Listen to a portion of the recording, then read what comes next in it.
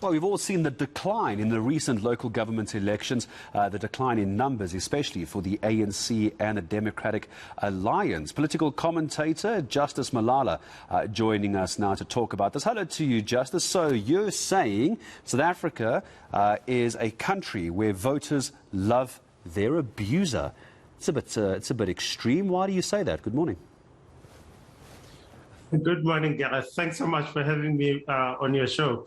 I looked at, we were all involved with the election, we were all reporting on it, but I was interested in small towns which I had followed over the year. And so I started in Gauteng River Municipality in the northwest, and many of our viewers will remember this. This is a small town where for 4 years, there was no water in the town simply because the mayor, the leadership of the council had looted that municipality. And so the local residents had gone off and gone to court and said, we want this. The High Court in Mahikeng said, yes, we will give you the right to run your own water, to take over the running of the water in Gauteng municipality. These are two small towns, Gauteng municipality, Swartregens and Koster. Within 3 days, after 4 years of no water, within 3 days, the residents had the water running. And then the municipality goes back to court and says, no, you're breaking the law. You can't do this. You've got to give the right to do that to us. Within 4 days of the council taking over, there was no water in Swartregens and Koster. So this town fascinated me. What are the people of this town going to do? And what do they do? On November 1, the ANC won Gauteng River Municipality, I think by about 56%. And for me, it's what is going on here. And the reasons are not just that people love an abuser. I think that it's complex, it's multifaceted. But you take that town, you take the town of, there's so many others, Lichtenburg, where Clover left. 3,000 jobs were lost because Clover said, I can't go on without electricity, without water, and the municipality is to blame. And the ANC won again.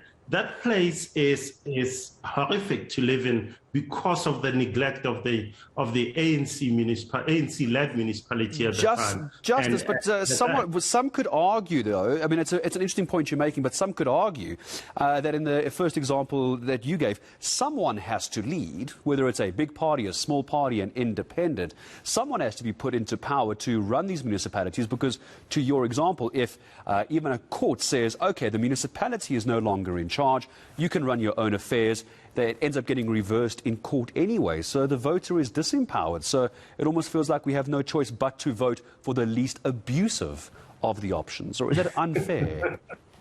I hear you, Gareth, but here's the thing. If you have a choice on your ballot paper and you have a choice between the ANC, the Freedom Front Plus, the DA, Action SA wasn't running that, the EFF, which ran a very spirited campaign in that municipality, plus independent candidates, plus the Ratepayers Association that got your water and electricity connected, why do you still go for the one party that for 5 years has failed you? And so for me, that was the big question about what is going on here when a community which has been serially abused can still do this. And I think the EFF candidate in some of those wards made the same point, that what is going on when we have tried so hard to say there is an alternative that can work and it still doesn't work. So I do want to say, to your point, though, Gareth, if you look at the Afrobarometer survey that was done about 2.5 months ago, it did show that our people since 2006 support or trust in political parties has plummeted. So, for example, for the ANC, trust in the ANC has gone from 62% of people saying, I trust the ANC, I trust the ruling party, to 27%. Opposition parties has plummeted down to 24%. So we do find ourselves in a weird and I think quite dangerous moment when people do not trust politicians and political parties across the board. But we can see in the last sort of 90 seconds I have with you, Justice, those numbers are starting to come down, and I'm sure you'll agree with me that we're going to start seeing very big changes come 2024 as well. It's a long tail. Is the South African voter before they start changing their behaviours. There's only so much abuse, if I can use your example, that one can take. But we're starting to see the end of that, of the patience from voters. And come 2024, we could have a very different looking national picture, can't we?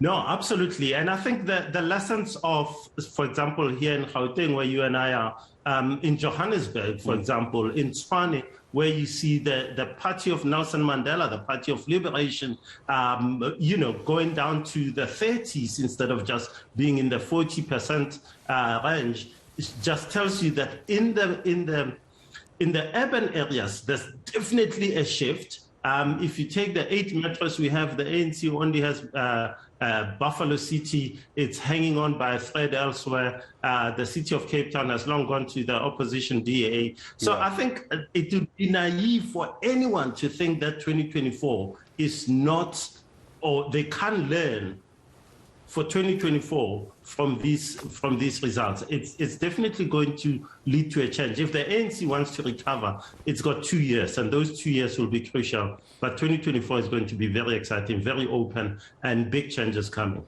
Yeah, some even suggesting, though, Justice, as I say goodbye to you now, that it's just too much damage to be undone by the ANC. It seems that the voters have had enough. Always a pleasure. Justice Malala, political commentator. Go and read this article, by the way, if you haven't done it. Justice Malala's opinion article entitled SA, Where Voters Love Their Abuser. It's quite a statement to make, and that's where we're going to leave Justice Toombs for the moment.